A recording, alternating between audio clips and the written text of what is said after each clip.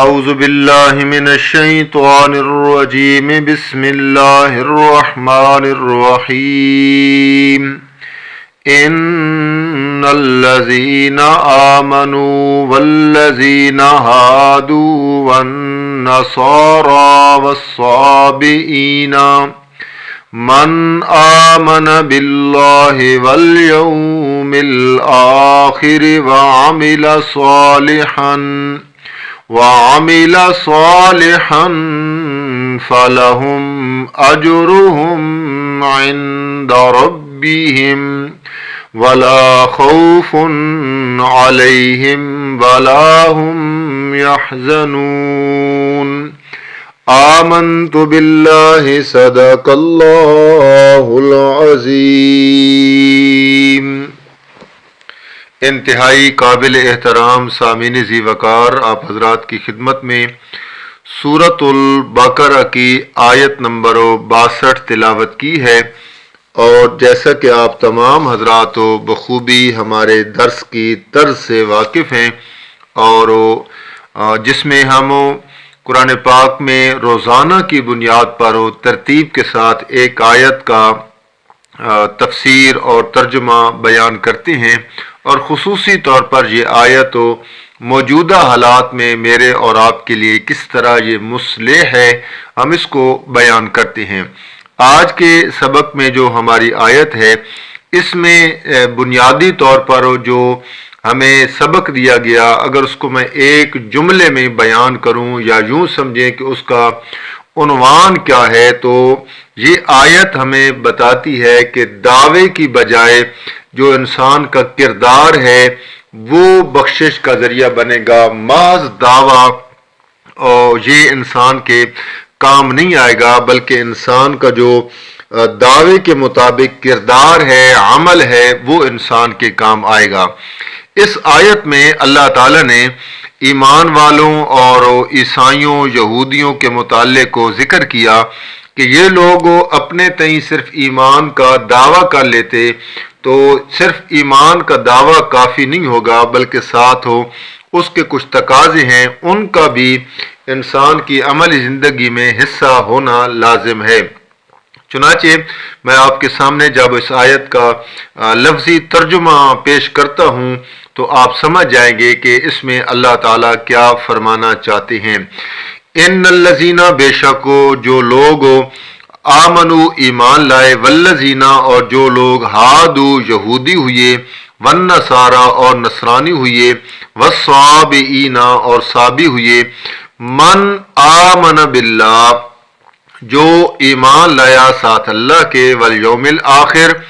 اور آخرت کے دن پر، وعمل صالحا اور عمل کرے گا نیک، فلہم اجرہم عند ربہم تو ان کے لیے اجر ہے ان کے رب کے پاس، ولا خوف علیہم ولا هم یحزنون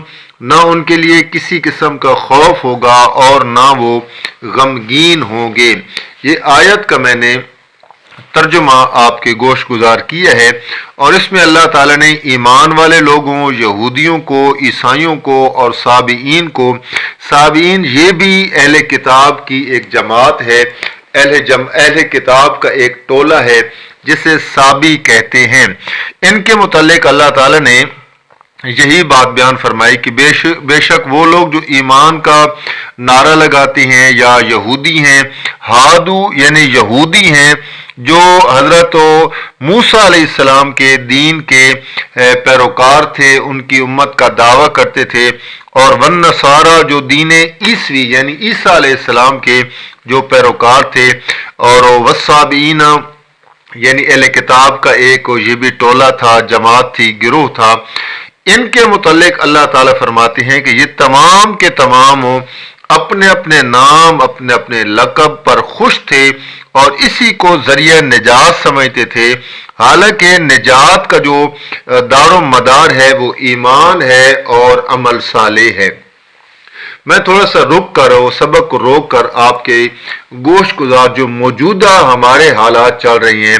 کوئی ان سے مختلف نہیں ہے۔ ہمارے ہاں بھی جتنے فرقے بن چکے ہیں، جتنی جماعتیں بن چکے ہیں، دیوبندی ہے تو وہ کہتا ہے کہ بس بخشش جو ہے وہ دیوبندیت کے ساتھ لازم ہے، کوئی بریلوی ہے تو اس نے اپنے آپ کو بریلوی کہہ کر یہ خوش فہمی میں رکھ لیا ہے کہ بس چونکہ میرے اوپر تو اہل سنت والجماعت کا بریلوی ہونے کا لیبل لگ گیا ہے تو میں بخشا بخشایا ہوں۔ اسی طریقے سے کوئی دعوت اسلامی ہے، کوئی جماعت اسلامی ہے، کوئی نقش بندی ہے، کوئی اہل بیت کا، کوئی شیعان علی کا نعرہ لگاتا ہے اور وہ سمجھتا ہے کہ اسی نام میں میری کامیابی اور بخشش ہے، تو اللہ تعالیٰ نے اس کا رد 1400 سال پہلے فرما دیا تھا کہ صرف نام کے ساتھ ہو نعرہ لگا لینا اس میں بخشش اور اس میں کامیابی نہیں ہے۔ یا اللہ پھر کامیابی کا فارمولہ کیا ہے؟ تو اللہ تعالیٰ فرماتے ہیں فارمولہ یہ ہے من آمن باللہ والیوم الآخر، جو بندہ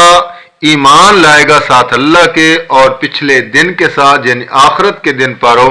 وہی شخص ہو ایمان کی سیڑھیوں پر چڑھ رہا ہے اور کامیابی کی سیڑھیاں، کامیابی کا سفر طے کر رہا ہے۔ وَعَامِلَ صَالِحًا، اور ساتھ شرط یہ ہے کہ وہ عمل بھی صالح کرے یعنی نیک عمل کرے۔ ایمان کے متعلق اللہ تعالیٰ نے مختصر طور پر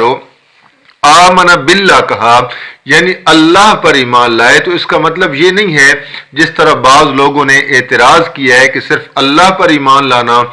انسان کی بخشش کے لیے کافی ہے۔ تو یاد رکھیں اور مقامات پر سورہ حجرات میں اللہ تعالیٰ نے اس بات کو جب بیان کیا تو اللہ تعالیٰ نے اس کو اس تفصیل کے ساتھ بیان کیا، انما المؤمنون الذین آمنوا باللہ ورسولہ ثم لم يرتابوا وجاہدوا باموالہم وانفسہم فی سبیل اللہ اولئک هم الصادقون۔ بے شک ایمان والے تو وہ لوگ ہیں جو اللہ پر اور اس کے رسول پر ایمان رکھتے ہیں، اور پھر شرط یہ ہے صرف ایمان لے آنا کافی نہیں ہے، ثم لم يرتابوا، پھر وہ کسی قسم کے شک میں نہیں پڑتے ہیں، یعنی جو رسول اللہ صلی اللہ علیہ وآلہ وسلم کا دین ان تک پہنچ چکا ہے اس میں کسی قسم کا تردد نہیں ہے، شک نہیں ہے، بس وہ اس پر چلنے کی کوشش کرتے ہیں۔ اور لم یرتابو، نہ وہ اللہ کے ساتھ ایمان لانے میں شک پر ہیں اور نہ رسول اللہ صلی اللہ علیہ وآلہ وسلم کی شریعت میں کسی شک پر ہیں، یعنی اللہ سے ایک بندہ امید لگاتا ہے، یقین رکھتا ہے کہ اللہ کے در پر میرا یہ کام ہو جائے گا۔ اب وہ اگر اللہ کے در کو چھوڑ کر کسی اور طرف چلا گیا ہے، غیر اللہ کی پکار کرتا ہے، اولاد مانگنی تھی اللہ سے وہ غیروں سے مانگنا شروع کر دیتا ہے،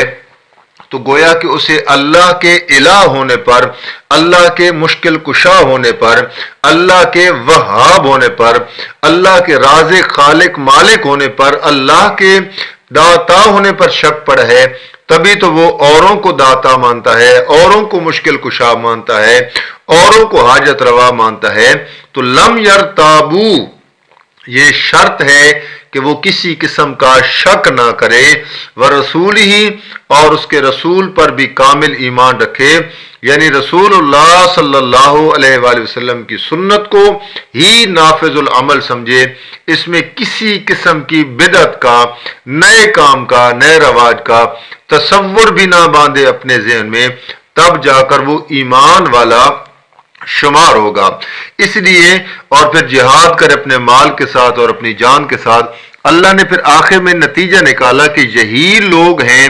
جو سچے ہیں اپنے ایمان کے دعوے میں۔ تو یہاں پر یہ بات بھی ہمیں سمجھ لینی چاہیے کہ صرف اللہ پر ایمان لانے کا مطلب یہ نہیں ہے کہ بندہ اللہ پر ایمان لے آیا تو بس اس کا کافی ہو گیا نجات ہو، نہیں، بلکہ وہ ساتھ دوسری آیات کو بھی ملانا ہوگا جس میں اللہ تعالیٰ نے رسولوں پر اور کتب پر اور اسی طریقے سے تمام جو احکامات دینیہ ہیں ان پر ایمان لانا لازم ہے، جس طریقے سے ہم ایمان مفصل پڑھتے ہیں، آمنت باللہ وملائکتہ وکتبہ ورسلہ والیوم الآخر والقدر خیرہ وشرہ من اللہ تعالی والبعث بعد الموت، ان چیزوں پر ایمان لانا اس کا نام ہے ایمان۔ وعامل صالحا، اور عمل بھی کریں اچھے یعنی سنت کے مطابق، اس میں بدعت کا رول نہ ہو، بدعت کا عمل دخل نہ ہو، تب جا کر انسان کامیابی کی جو منازل ہیں ان کو طے کرتا ہے۔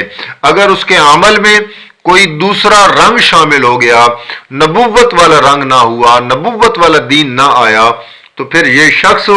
کبھی بھی کامیاب نہیں ہو سکتا ہے، چاہے جائے کہ پیغمبر کا بیٹا کیوں نہ ہو، پیغمبر کا باپ کیوں نہ ہو،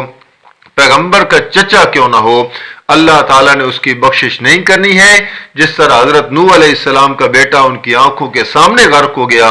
اور نوح علیہ السلام نہ بچا سکے اور نہ اس کے بچنے کی کوئی امید اور چانس تھا۔ اللہ تعالیٰ نے اس کو قرآن میں سورہ ہود میں ذکر کیا کہ باپ اور بیٹا دونوں آپس میں بات چیت کر رہی ہیں، باپ سمجھا رہا ہے، بیٹا سمجھنے کی کوشش نہیں کر رہا۔ وہ کہتا ہے سآوی الی جبل یعصمنی من الماء، میں پہاڑ پہ چڑھ جاؤں گا اور پہاڑ مجھے پانی سے بچا لے گا۔ اللہ فرماتے ہیں فحال بینہما الموج فکان من المغرقین، درمیان میں ایک بہت بڑی موج آئی اور وہ ہو گیا غرق ہونے والوں میں سے۔ تو یہ اللہ تعالیٰ نے قرآن میں منظر دکھا دیا کہ جب تک انسان کے پاس ہو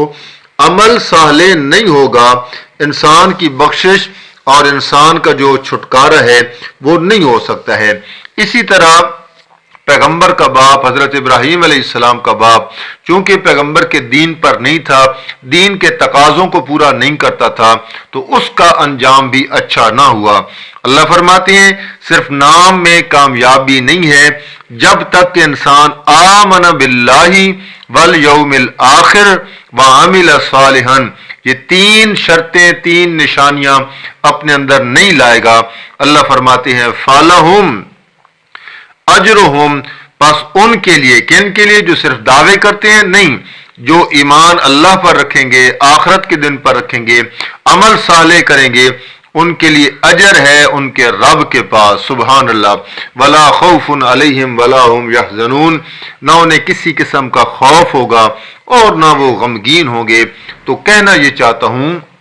کہ دعووں کی بجائے انسان اپنے کردار پر غور کرے، انسان صرف نعروں کی بجائے اپنا جو ایمان ہے اور ایمان کے ساتھ جو عمل ہے اس کو بنانے کی کوشش کرے، تب کامیابی ہے۔ اللہ سے دعا ہے اللہ عمل کی توفیق عطا فرمائے۔ وما علینا الا البلاغ۔